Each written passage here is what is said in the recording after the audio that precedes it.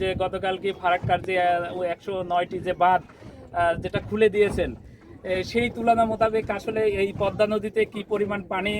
হয়েছে এবং এসেছে সেই বিষয়টা নিয়েই আজকে কিন্তু আমরা এই পদ্মা নদীতে এসেছি। তো আসলে যে আমরা স্থানীয় লোকজনের কাছে যেটা জানতে পারলাম যে গতকাল কি পদ্মা নদীর পানি কিছুটা বেড়েছিল, কিন্তু আজকে তো সেই বিষয়টি এখন পর্যন্ত দেখা যায়নি। তো সেই ক্ষেত্রে যে আমাদেরকে যে বিষয়টি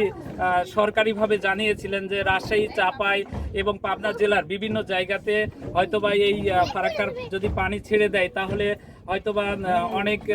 এলাকা এবং অনেক জেলায় এই পানি হয়তোবা গিয়ে বন্যার প্লাবিত হতে হবে হয়তোবা। এই বিষয় নিয়ে যে দিয়েছিল আমাদেরকে, সেই বিষয়ে এবং সেই তুলনা মোতাবেক আমরা আজকে যে এসে সরজমিনে দেখতে পারলাম আসলে সেই